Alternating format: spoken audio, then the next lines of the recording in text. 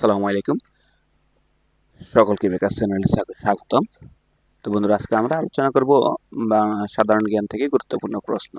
তো চলো আলোচনা শুরু করি। শুরু করার পূর্বে বরাবর মতো একটি কথা বলে নিচ্ছি, তোমরা যদি প্রথমে এই চ্যানেলটি ভিউ করে থাকো তাহলে অবশ্যই সাবস্ক্রাইব বাটনে একটি ক্লিক করে যাবে এবং সাথে থাকা বেলটি বাজিয়ে দিবে। আর যারা অলরেডি সাবস্ক্রাইব করেছে তাদেরকে অসংখ্য ধন্যবাদ। পূর্বে সাধারণ জ্ঞানের একটি পার্টে আলোচনা করেছি, সেটি এই ভিডিওর উপরে আই বাটনে ক্লিক করে দেখে আসতে পারো। তো চলো আলোচনা শুরু করি। হরিপুরে তেল আবিষ্কৃত হয় 1986 সালে। মিশুকের স্থপতি কে? মোস্তফা মনোয়ার। বাংলাদেশের কোন জেলায় সবচেয়ে বেশি পাট উৎপন্ন হয়েছে? ফরিদপুর। বাংলাদেশের মোট আবাদযোগ্য জমির পরিমাণ প্রায় কত? 2,40,00,000 একর। উপকূল হতে বাংলাদেশের অর্থনৈতিক সমুদ্রসীমা কত? 200 নটিক্যাল মাইল। মহাস্থানগড় কোন নদীর তীরে অবস্থিত? করতোয়া।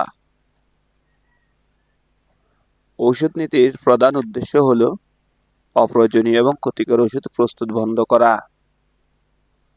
বিকেএসপি হলো একটি ক্রীড়া শিক্ষা সংস্থার নাম। মাওমনি হলো একটি ক্রীড়া প্রতিযোগিতার নাম।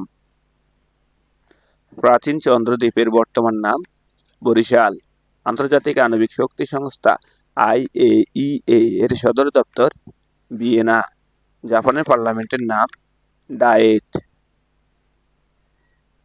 আমেরিকাকে এশিয়া থেকে পৃথক করেছে কোন প্রণালী? বেরিং। সাউথ কমিশনের চেয়ারম্যান জুলিয়াস নায়ারে। আন্তর্জাতিক পরিবেশ দিবস পালিত হয় 5 জুন। জাতিসংঘ দিবস পালিত হয় 24 অক্টোবর। নামিবিয়ার রাজধানী উইন্ডুলহুল।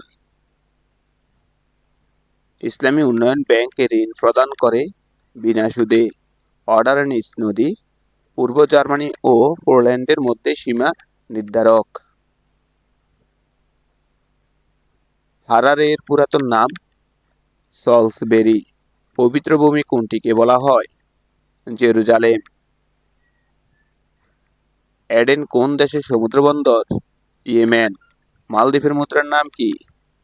রুপাইয়া। 1992 সালে বিশ্ব অলিম্পিক অনুষ্ঠিত হয় কোথায়?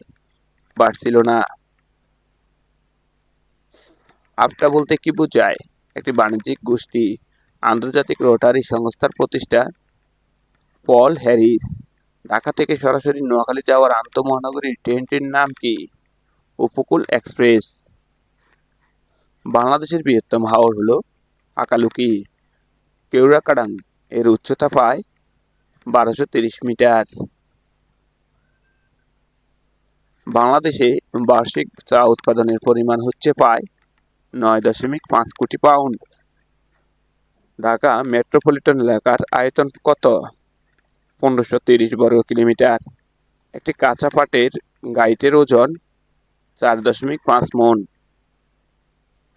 গঙ্গা নদীর পানি প্রবাহ বৃদ্ধির জন্য বাংলাদেশের প্রস্তাব নেপালে জলধারা নির্মাণ। ভারত বাংলাদেশ যৌথ নদী কমিশনের অন্যতম প্রধান লক্ষ্য দুই দেশের নদীগুলোর নাব্যতা বৃদ্ধি। স্বাধীন বাংলাদেশের পতাকা প্রথম উত্তোলিত হয়েছিল 1971 সালের 2 মার্চ। গম্ভীরা বাংলাদেশের কোন অঞ্চলের লোকসঙ্গীত? রাজশাহী।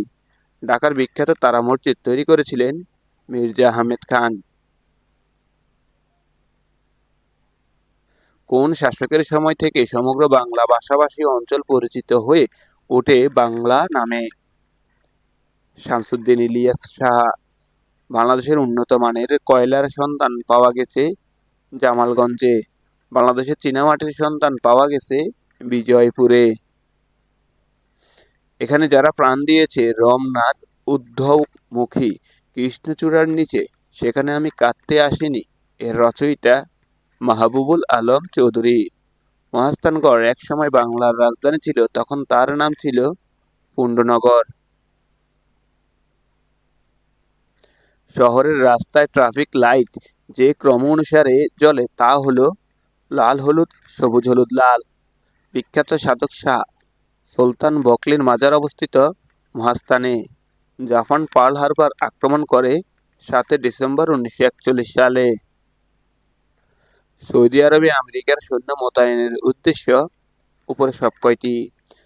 11তম এশিয়ান গেমসের উদ্বোধনী ও সমাপনী অনুষ্ঠান যে স্টেডিয়ামে অনুষ্ঠিত হয় তার নাম ছিল ওয়ার্কার্স স্টেডিয়াম, বেইজিং। জাতিসংঘের রাষ্ট্রপতির ভাষণ অনুযায়ী বাংলাদেশে শিশু মৃত্যুর হার কমিয়ে আনা হয়েছে প্রতি 1000-এ 30। 7 আরবকে কেন্দ্র করে ইরাক ও ইরানের মধ্যে স্বাক্ষরিত চুক্তির নাম ছিল আলজিয়ার্স চুক্তি।